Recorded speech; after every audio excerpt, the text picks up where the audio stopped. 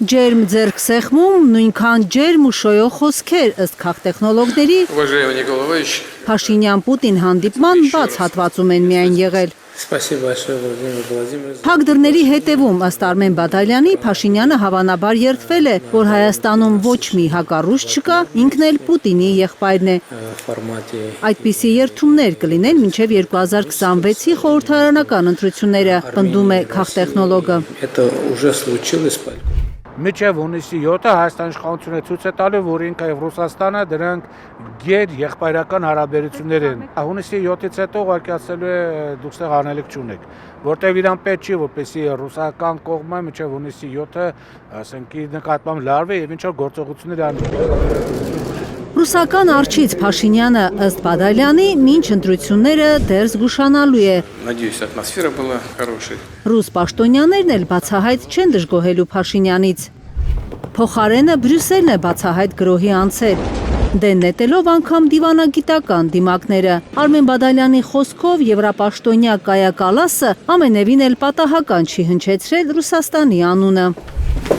Նա ուղիղ ասել էր, որ Ռուսաստանի տեղեկատվական գրոհների, հիբրիդային պատերազմի դեմ պայքարի համար է Եվրամիությունը 15 միլիոն եվրո տալիս Երևանին եւ որ Հայաստանն է դիմել Եվրամիությանը օգնություն խնդրելով արտաքին միջամտությունը կանխելու համար։ Սա մեսիջ էր եւ Հայաստանի իշխանություններին, ըստ որի հերիքա գաք մեր մոտ բողոքեք Ռուսաստանից, գնաք Ռուսաստան, բողոքեք մեզնից։ Դուք այսուհետև իմացեք, մենք բացահայտում ենք այդ ձեր խնդրանքը եւ դուք իմացեք, որ դուք այսուհետև մեր գործակալներն եք, դուք մեր ասածներն եք անելու, դուք մեր ենթակայության տակ եք, այլևս Ռուսաստանի ենթակայության տակ չեք։ Հա, ձայնը հավաքեք։ Մի մեսիջ էլ ըստ Բադալյանի Կալասը ուղիղ Պուտինին էր հասցրել։ Որ իրենք արդեն մեր ազդեցության տակ գտնվող են եւ ձեր հետ իրենք առնչություն չունեն։ Դրա համար ինչքան էլ որ Հայաստանի վարչապետը գնա ասի եկած գիծը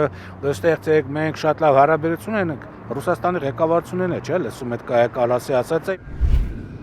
Սանկտ Պետերբուրգում Փաշինյանը երկաթուղային օրակարգ էր առաջ բերել։ Իջևանի Երասխի աղուրիկի հատվածները վերանորոգելով հնարավոր է Հայաստանը կապել Ադրբեջանի հիմնական մասի Նախիջևանի եւ Թուրքիայի հետ։ Չեմ կարող ասել, որ արդեն քաղաքական որոշումներ կան այդ երկաթուղիների բացման վերաբերյալ, բայց կարծում եմ, որ իրավիճակը հասունացել է այն կետում, որ արդեն կարելի է նախապատրաստական աշխատանքներ անցկացնել։ Արմեն Բադալյանի խոսքով Պուտինին սիրաշահելով Փաշինյանը փորձել է հասկացնել նրան, թե շատ է ցանկանում, որ Ռուսաստանն էլ մասնակցի տարածաշրջանի ապաշրջափակմանը։ Բայց Պուտինը շատ լավ գիտի, որ Հարավկովկասյան երկաթուղի ընկերության կոնսենսիոն կառավարումը 2026-ին ավարտվում է եւ Հայաստանի իշխանությունը, ինչպես ռուսական կապիտալով այլ ընկերությունների դեպքում չի երկարացնելու պայմանագիրը, քանի որ Բրյուսելից հստակ հրահանգ ունի։ Մեր նախորդ հանդիպմանը դուք հարց բարձրացրիք տարբեր ուղղություններով միասնական աշխատանքի հնարավորության մասին, նկատի ունենալով հին երթուղիների վերականգնումը, նոր երթուղիների ստեղծումը, որոնք բացելու են Հայաստանի սահմանները։ Բրյուսելում գտնվող Փաշինյանի քաղաքական կուրատորները ըստ քաղտեխնոլոգի ռուսներին ոչ մի շանս չեն տալու Հայաստանում։ Մոլդովայից հետո նրանց համար այսօր առաջնահերթ է Հայաստանը, ամեն ինչ անելու են Փաշինյանի իշխանությունը պահելու համար։ Միայն այդ դեպքում նրանց կհաջողվի թուլացնել Ռուսաստանի դիրքերը։ Սա շատ լավ հասկացող Պուտինը դժվար թե հավատա Փաշինյանին։